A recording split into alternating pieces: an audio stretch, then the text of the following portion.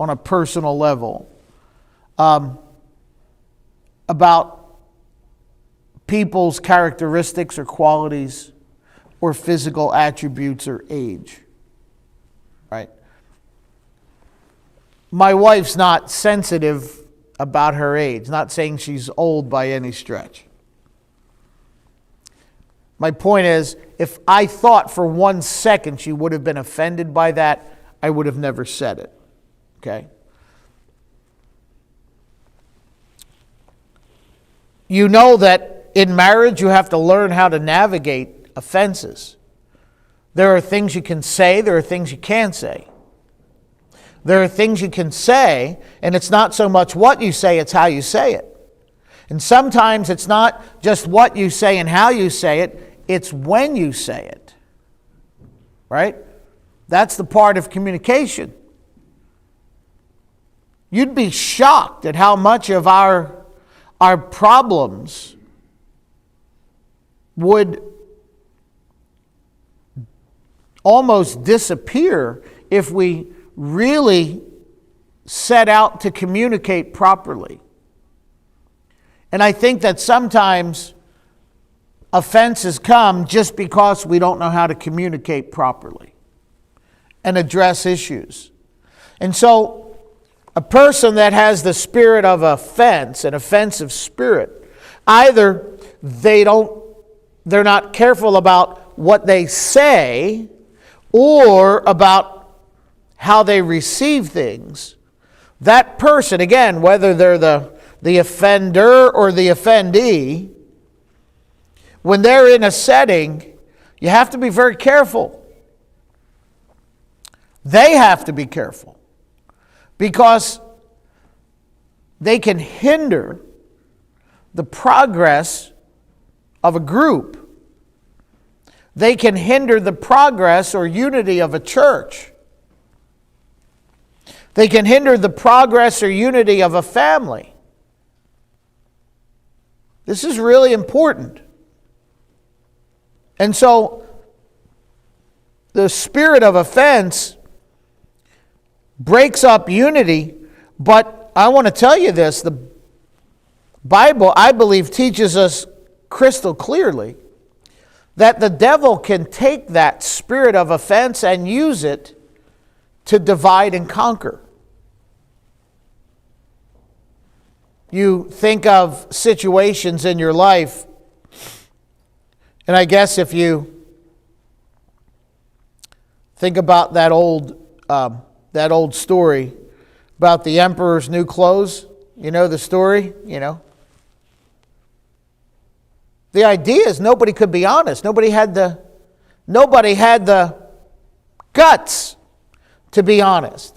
And people said, well, you can't say that, you can't say that, you can't say that, you can't do this.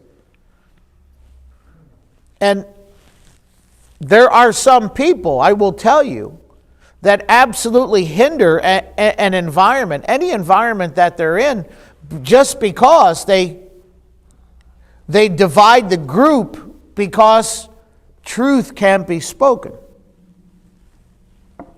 And that's why, you know, maybe you might say, well, this doesn't seem like a very important Sunday school lesson. No, it really can be if you understand how practical it is in your daily life and mine. And so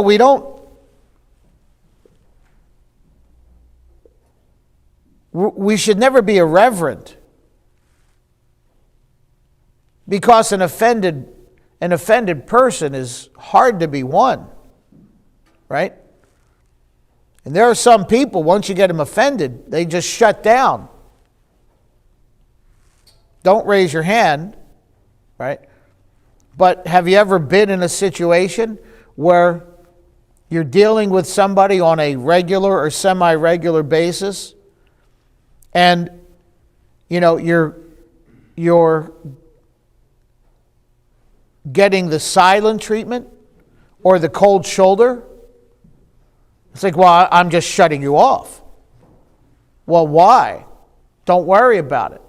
Well, That's not a very mature response. What do you mean, don't worry about it?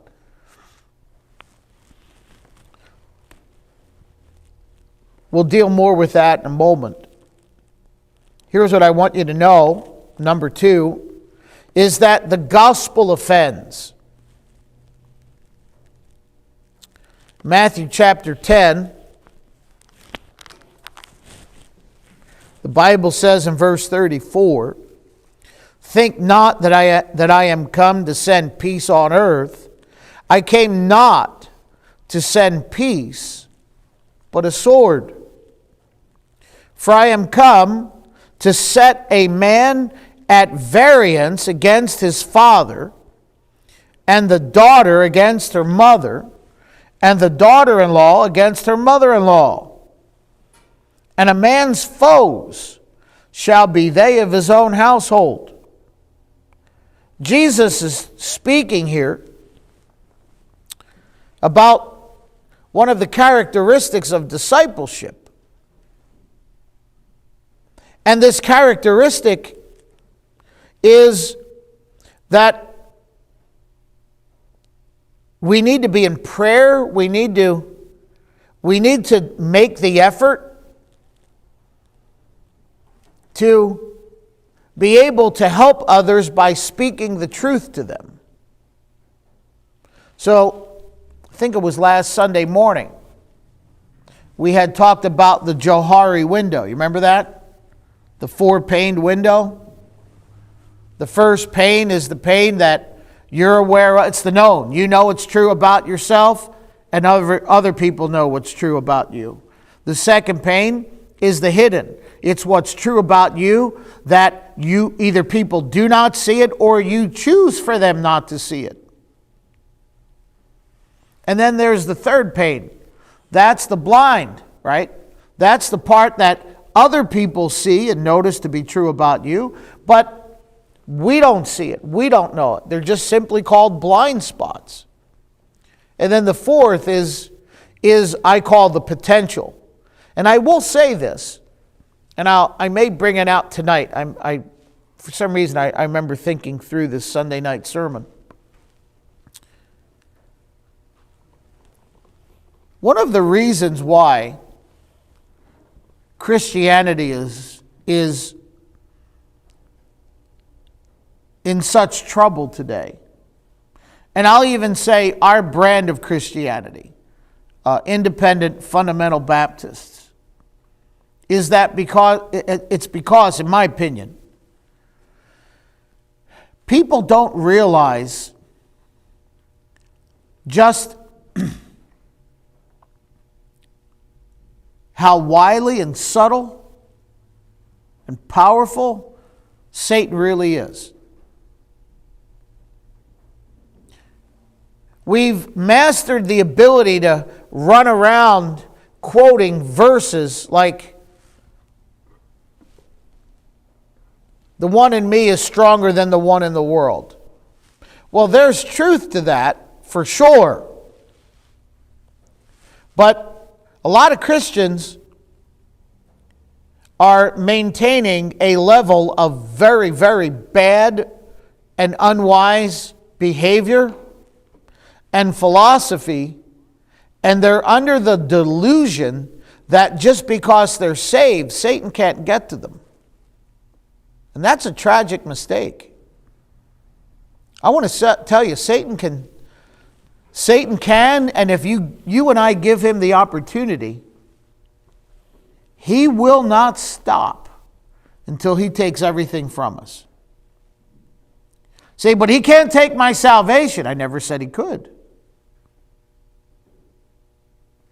But I've seen some really good Christians. Well, I should say at one time were really good, faithful, loyal Christians that today aren't in church. They're estranged from their spouses. They're estranged from their children. Some are right now on the inside of a prison cell. And you say, how did that happen? I can tell you how it happened. They foolishly and gravely underestimated the power of Satan. Now, I'm not in any way trying to uplift or glorify him in any way. I'm just trying to say that the only hope you and I have is in this book, period. It's not in any organic strength or knowledge or intellect or education. We're just simply not made to battle with him. We're just not.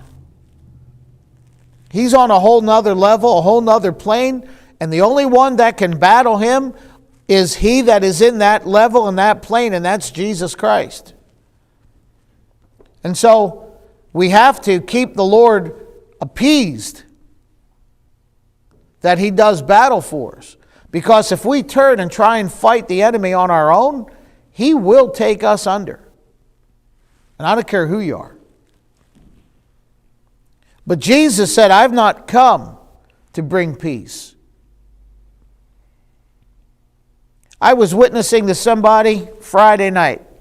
As a matter of fact, I was in a house, and I went there to meet with a woman. Her fiance was there, a lovely couple. And in process of time,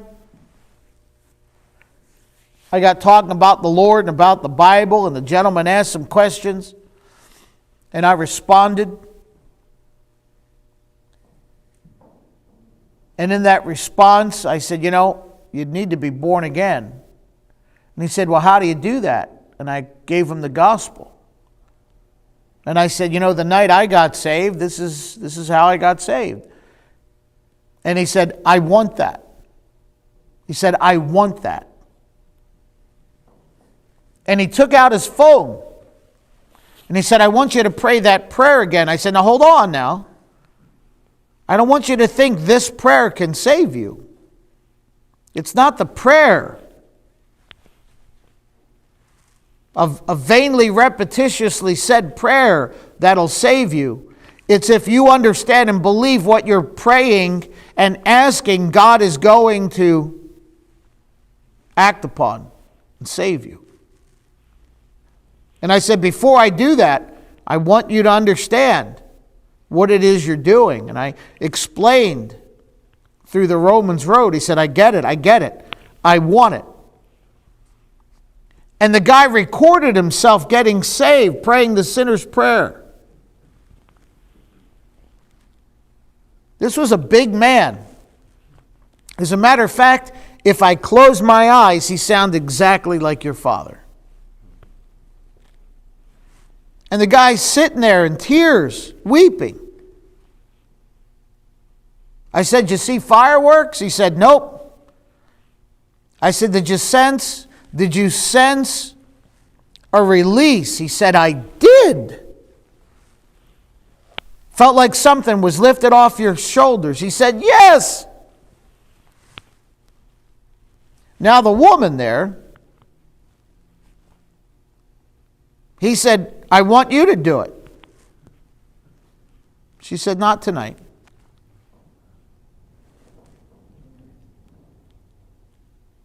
And he said, "I don't understand.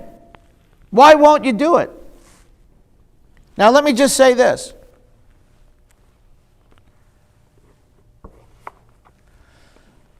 It's not just the gospel that confronts people.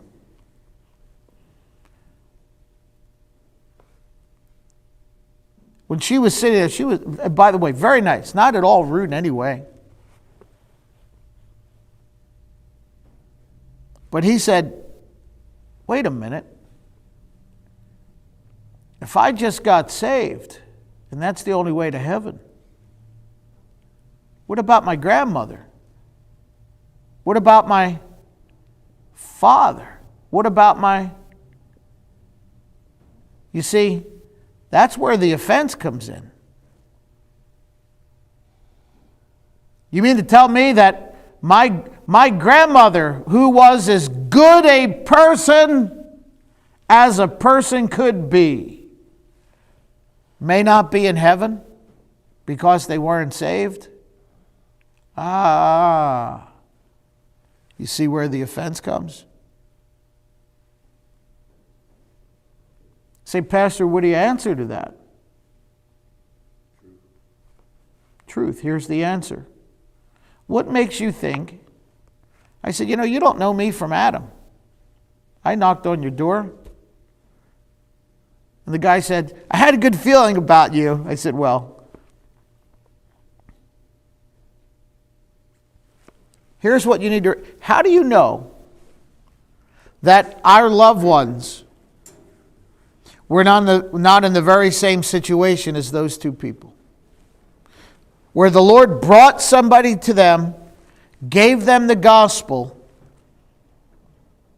and because of an offense, not something the person said or did, but the offense is, if I do this, I'm now admitting that my mother, how do you know that your grandmother didn't hear the gospel and say her grandmother might not be in heaven, therefore I'm going to resist it? Because if I do this, I'm admitting something I am not ready to admit. I don't know if you just got what I said. And if you're not careful, if a person's not careful, that cycle can continue and continue. So grandma may have heard the gospel and said, I don't know if I want that, because if I do it, that means my grandmother's not in heaven. And we don't know if their grandmother had heard. And so grandmom heard, was offended, rejected.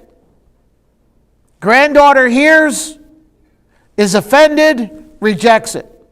Granddaughter hears, you get it? You understand?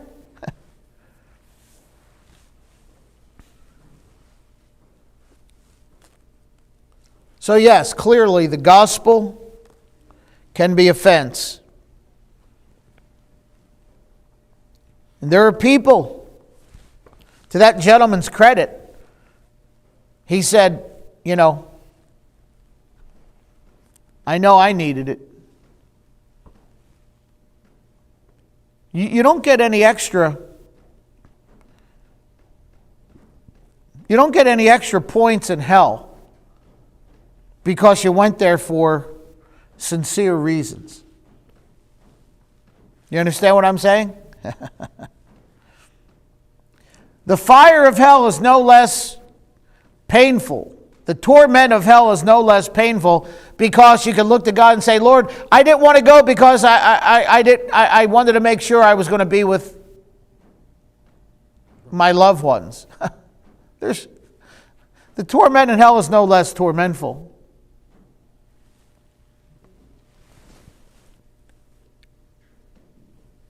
There's offenses in the church and Satan uses them. It is true that a brother offended is hard, man. They're hard to be won.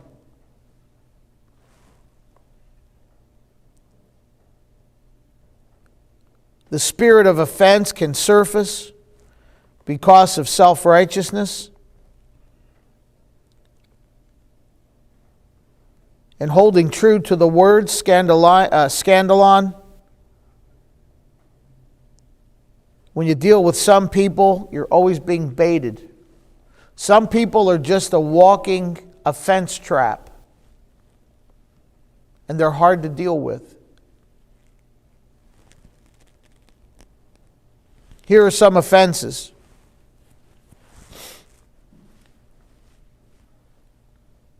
Pastor didn't say hello. It's true, I've had people say, you don't say hello.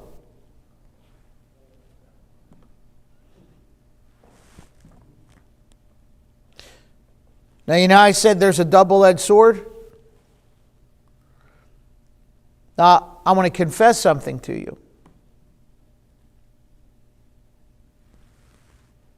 There are times when a person comes to church, especially if they come in at like 5 of 11 before the morning service.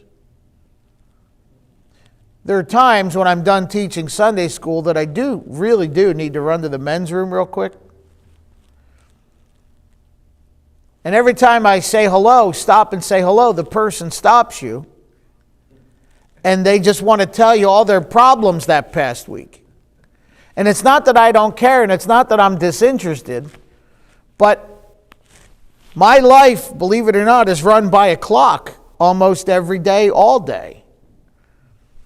And I don't have the time to just stop and hear problems for 10 minutes, because then I'm going to be preaching like this in the morning service. And so the person who says the pastor didn't say hi, it's not that the pastor does not want to not say hi. You know what I'm saying? It's that if you just say hello, then that wasn't good enough. And so people that carry a spirit of offense, they look at things only through the lens of self and not in the bigger picture.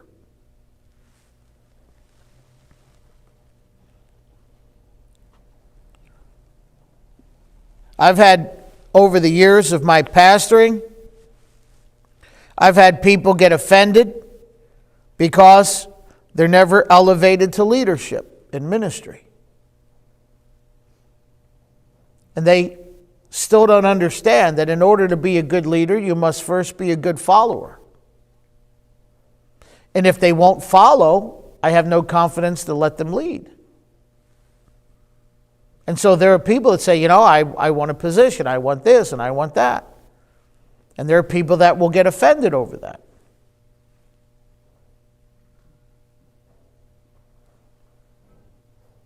There are people that carry the spirit of offense that, and this is important, and I mean this sincerely, because I'm not in any way saying that people that have a spirit of offense are not welcome and shouldn't be dealt with and shouldn't be loved and prayed for.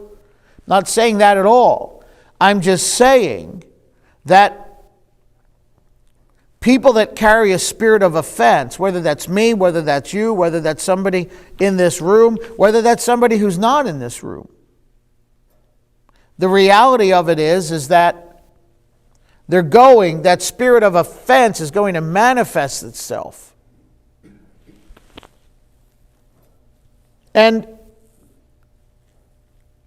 if you actually step back, and I've done this over the years, I mean this sincerely. I've not done it publicly, but I've done it privately, where I've taken people that I remember being in our church, like when I first got saved, and I wasn't even in ministry. I remember there were people that attended Faith Independent back in the early 80s. And then I remember people that I fellowshipped and served with at Bethel Baptist. And then I remember people that I fellowshipped and served the Lord with at Southside. And so on through the ministries after that I've pastored. And here's what I realized. That people that carry a spirit of offense, that spirit of offense is not just in the church. They generally, both in the church and outside the church, have strained relationships. Not only do they have strained relationships in, but they also have strained relationships out. Next, they have a tendency to resist authority because they look at the authority itself as an offense. Because the person that has a spirit of offense, they want their feelings to be the most important issue. Because that's really, you think about it. If you go up to somebody and they say, "Hey, do you like my new coat?" And you say, "Yeah, it's okay." That's an offense. You're supposed to say, "No, it's great, it's beautiful, I love it, it's the nicest coat I've ever seen." And if you can say, "Yeah, it's nice, I'm glad it's okay. I'm not a big coat person myself, but do you like it? Good, that's all that counts." I can't believe he didn't. Now, there's a big difference between that and when a person walks by, you knock them over and hurt them. Some people are more sensitive to the first offense than they would be the second. And so they resist authority because the authority will not make their feelings the most important thing in the room. And any authority that does that is making a tragic mistake. Why you think we have all the problems we have in school, right? They're worrying about how kids feel. If you run your life by how your kids feel, you're going to be, it's blind leading the blind, right? Number 3, they tend to detach and then drift. Proverbs 27:17.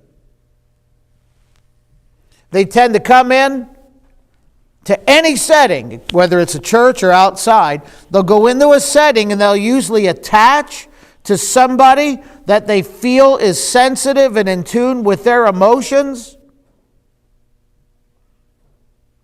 until that person or those people, that group,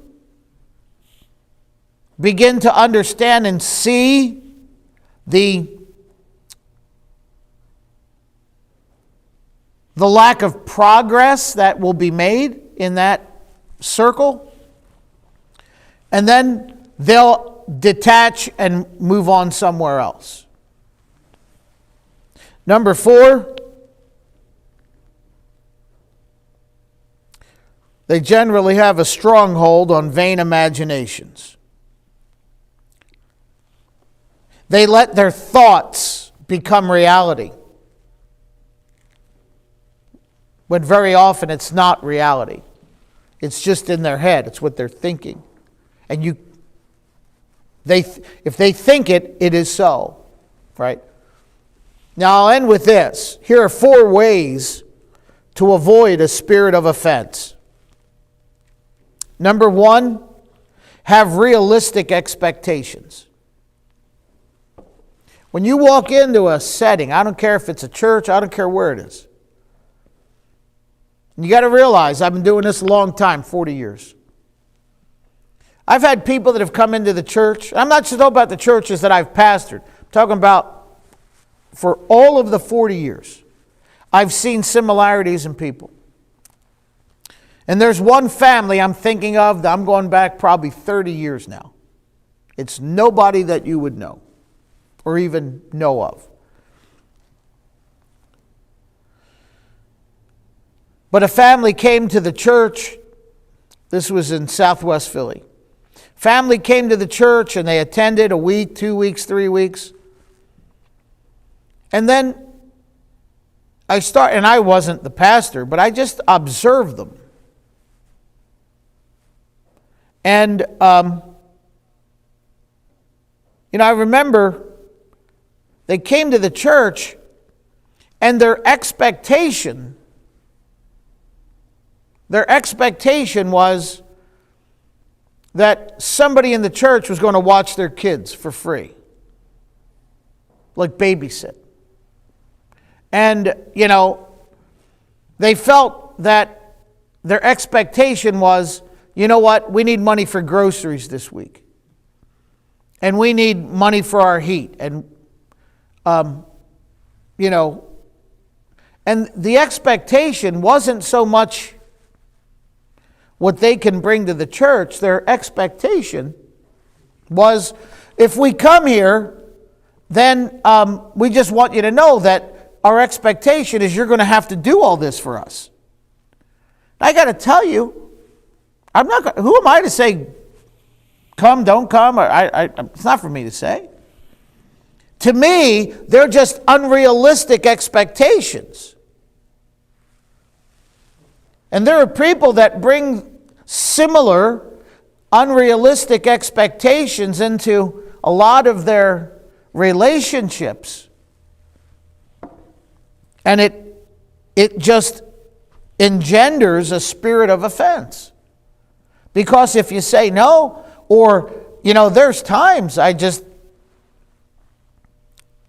don't think it's advisable to do that. I've had people come to church and I'll use something silly and stupid.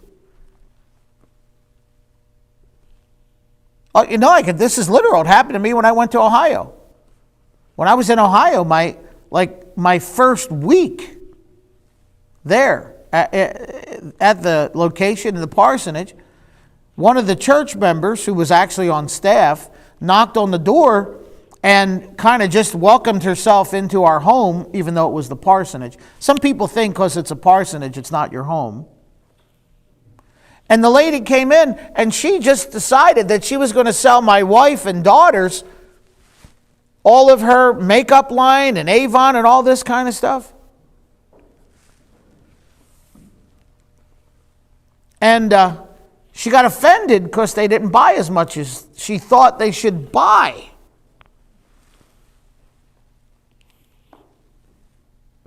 Say, what did you do? Nothing. But I did meet with her and I said, by the way, I don't want you doing that in church. I don't want you selling I don't want you peddling your stuff in church. Say, why? Well, I have a number of reasons. And one of them is, if you're selling Avon and Sister so-and-so over there selling Avon, you know what's going to happen? Ain't happening. You do what you do outside of church. I never. You're right. You haven't. You probably won't. Unrealistic expectations. Next. Previous wounds. People come to a church and they say, I don't know. My pastor did this. My pastor did that. And they come to a church and they've got these wounds. And now they allow those previous wounds to cause them to have a spirit of offense. And I got to tell you, that's not fair to you, and it's not fair to the people you're dealing with. I could expound on that a lot, but I won't. Number 3. A refusal to let go. You know what that is? Some people just find solitude an offense. They just like having somebody that they can be angry at or offended by, because it allows them to maintain all of that negativity in their lives. It fuels their life. I got to tell you, there's good fuel and there's bad fuel. And when you carry a spirit of offense, that's some bad fuel. And it'll mess you up for a long, long, long time. And then finally, fourthly, I couldn't even read my own writing there. They assume that everybody's intentions are negative. You ever meet somebody that you try and do something nice and they just assume your intentions are negative? Not everybody's intentions are negative. You realize that. There are times I say, I'll tell people, here you go, somebody visits the church. And by the way, whether you know it or not, I try and do it for everybody. I say, hey, listen, if you have any questions, I'll be happy to get with you. We'll get coffee, we'll sit, we'll talk, whatever. I'm sure, if you're new to the church, you got questions, and you're welcome to ask anything. I'll be happy to give you some time. You can get to know me, I can get to know you. And I'm sure, are people that'll say, gee, what's he want? I don't want anything. I just want to get just what I said. I want to give you a chance to get to know me. I get to know you, and we can ask each other some questions. There's nothing further than that, you know. But a person that has a spirit of offense, they assume that everyone's intentions are negative. And that's what comes with that spirit. You got to be careful. So that spirit, like every other spirit, needs to be rebuked. And it needs to be set aside so that you don't allow those offenses to hinder you throughout the rest of your life, throughout the rest of your Christianity. Lord, bless the morning service with great power. We pray